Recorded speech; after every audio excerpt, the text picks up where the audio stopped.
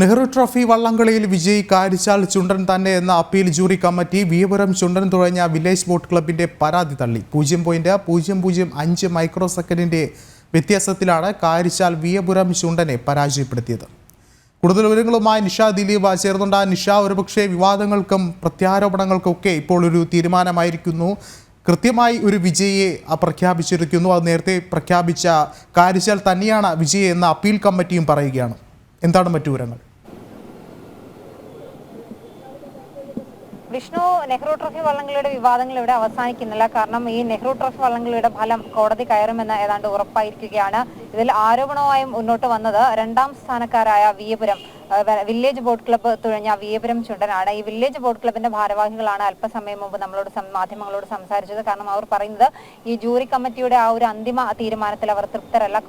ഹൈക്കോടതിയിലേക്ക് പോകുമെന്ന കാര്യത്തിലാണ് അവർ ഇപ്പോൾ തീരുമാനമെടുത്തിരിക്കുന്നത്.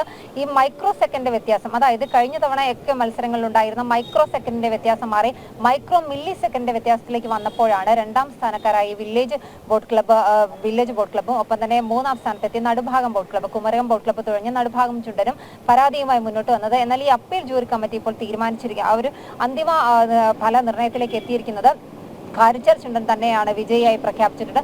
ഈ രണ്ട് വള്ളങ്ങളും, അതായത് നടുഭാഗം ചുണ്ടനും വിയപുരവും ഒക്കെ ഉന്നയിച്ച ആരോപണങ്ങൾ സ്റ്റാർട്ടിംഗിലെയും ഫൈനലിലെയും ഫിനിഷിംഗിലെയും ഒക്കെ അത്തരത്തിൽ അവരുന്നയിച്ച ആരോപണങ്ങൾ നിലനിൽക്കുന്നില്ല എന്ന ഒരു തീരുമാനത്തിലും ഈ അപ്പീൽ ജൂറി കമ്മിറ്റി എത്തിയിട്ടുണ്ട്. നെഹ്റു ട്രോഫി ബോട്ട് റേസ് കമ്മിറ്റിയുടെ ചെയർമാൻ കൂടിയായ കളക്ടർ ഉൾപ്പെട്ട ഒരു അപ്പീൽ ജൂറി കമ്മിറ്റിയാണ് കഴിഞ്ഞ ഏതാനും ദിവസങ്ങളായി, അതായത് നെഹ്റു ട്രോഫി വള്ളംകളി കഴിഞ്ഞ് തൊട്ടടുത്ത ദിവസം തന്നെ ഇത്തരത്തിൽ പരാതികളെത്തി. തുടർന്ന് വന്ന ദിവസങ്ങളിലൊക്കെ തന്നെ ഇത്തരത്തിൽ ഇവരുടെ എല്ലാവരുടെയും പരാതി കേട്ടിരുന്നു. ഈ ദൃശ്യങ്ങളടക്കമുള്ളവ പരിശോധിച്ചിരുന്നു. എന്തായാലും അന്തിമ ഒരു ഫല പ്രഖ്യാപനത്തിലേക്ക് വന്നിരിക്കുന്നു. അതായത് പള്ളാത്തുരുത്തി ബോട്ട് ക്ലബ്ബ് തുഴഞ്ഞ വിയപുരം ചുണ്ടൻ തന്നെയാണ് ഈ 5 മൈക്രോ മില്ലി സെക്കൻഡിന്റെ വ്യത്യാസത്തിൽ ഒന്നാം സ്ഥാനത്ത് എത്തിയത് എന്ന ഒരു അന്തിമ ഫല നിർണയത്തിലേക്ക് എത്തിയിരിക്കുന്നു. എന്തായാലും ഈ ഒരു ഫലത്തിനെതിരെയാണ് നെടുഭാഗം ചുണ്ടൻ തുഴഞ്ഞ ഈ വില്ലേജ് ബോട്ട് ക്ലബ്ബ്, വിയപുരം തുഴഞ്ഞ വില്ലേജ് ബോട്ട് ക്ലബ്ബ് ഇപ്പോൾ പരാതിയുമായി ഹൈക്കോടതിയിലേക്ക് പോകുന്നത്. ഒപ്പം തന്നെ നടുഭാഗം തുഴഞ്ഞ കുമരകം ബോട്ട് ക്ലബ്ബുണ്ട്, അവർക്കും പരാതി ഉണ്ടായിരുന്നു. അവരുടെ പരാതിയും ഒക്കെ കേട്ടു എന്നാണ് ഈ അപ്പീൽ ജൂറി കമ്മിറ്റി പറഞ്ഞത്. പക്ഷേ എന്തായാലും വില്ലേജ് ബോട്ട് ക്ലബ്ബ്, വിയപുരം ചുണ്ടൻ തുഴഞ്ഞ വില്ലേജ് ബോട്ട് ക്ലബ്ബ് നിയമ നടപടികളുമായി ഹൈക്കോടതിയിലേക്ക് പോകും എന്ന് ഉറപ്പായി കഴിഞ്ഞു. അതായത് നെഹ്റു ട്രോഫി വള്ളംകളിയുടെ ഫലം ഹൈക്കോടതി കയറുമെന്ന കാര്യത്തിലേക്ക് കാര്യങ്ങൾ എത്തി നിൽക്കുന്നു. വിഷ്ണു, ശരി.